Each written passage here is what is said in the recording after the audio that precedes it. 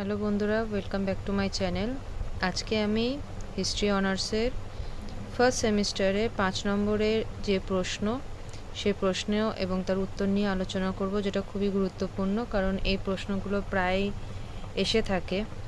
তো চটপট তোমরা প্রশ্ন এবং তার উত্তরটা লিখে নিতে পারো। আমি পুরো আনসার তৈরি করেই দিয়েছি।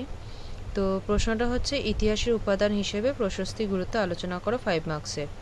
দেখে নাও, যে সকল তথ্যের উপর ভিত্তি করে ঐতিহাসিকরা ইতিহাসের বিবরণ লিপিবদ্ধ করে তা ইতিহাসের উপাদান নামে পরিচিত। মূলত প্রাচীন ভারতের ইতিহাস রচনার ক্ষেত্রে আমরা যে দু ধরনের উপাদান লক্ষ্য করি তার মধ্যে অন্যতম গুরুত্বপূর্ণ হলো একটি প্রত্নতাত্ত্বিক উপাদান।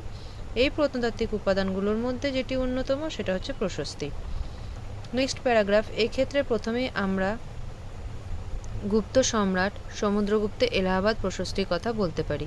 হরিসেনের লেখা এই প্রশস্তি থেকে সম্রাট হিসেবে সমুদ্রগুপ্তের মনোনয়ন এবং সাম্রাজ্য বিস্তারের বিভিন্ন কীর্তি কাহিনী, উত্তর ও দক্ষিণ ভারতের রাজ্য জয়, পররাষ্ট্রনীতির ক্ষেত্রে তার যুদ্ধনীতি এবং কূটনীতি, ধর্মীয় ও সামাজিক ক্ষেত্রে বিভিন্ন কার্যকলাপ, শিক্ষা, সংস্কৃতি, সঙ্গীতের প্রতি তার অনুরাগ প্রভৃতি বিষয়ে নানা তথ্য পাওয়া যায়।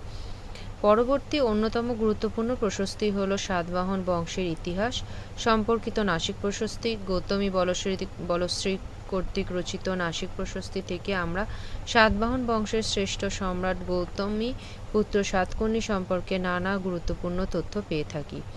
গৌতমীপুত্র সাতকর্ণী সিংহাসন আরোহণের পূর্বে বহিঃশত্রুর মোকাবিলা, পরবর্তীকালে সিংহাসন লাভের পর শকদের সাথে তার বিরোধ, বিশেষত রুদ্রদমনের সঙ্গে তার বিরোধ এবং বৈবাহিক সম্পর্কের দ্বারা বিন্ধ্য পর্বত থেকে মালয় পর্যন্ত এবং পূর্বঘাট পর্বতমালা থেকে পশ্চিমঘাট পর্বতমালা পর্যন্ত তার সাম্রাজ্য বিস্তার, বৌদ্ধ ধর্মের প্রতি তার উদারতা, প্রজাদের প্রতি তার মানবিক উদারতার পরিচয় পাওয়া যায়। পরের প্যারাগ্রাফ। প্রশস্তিগুলির মধ্যে অন্যতম গুরুত্বপূর্ণ আরেকটি প্রশস্তি হল দ্বিতীয় পুলকেশী সভাপতি রবিকীর্তি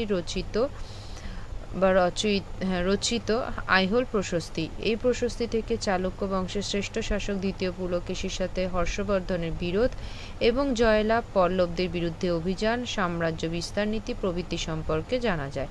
এর পাশাপাশি রুদ্রদমনের জুনাগড় লিপি থেকে তার সাম্রাজ্য বিস্তার, জনকল্যাণমুখী কর্মসূচি প্রভৃতি সম্পর্কেও কিন্তু তথ্য পাওয়া যায় বা জানা যায়। Next paragraph. হাতিগুম্পা লিপি থেকে কলিঙ্গরাজ খালবেড়ির ইতিহাস সম্পর্কে জানা যায়। উমাপতি ধরের দেওপাড়া প্রশস্তি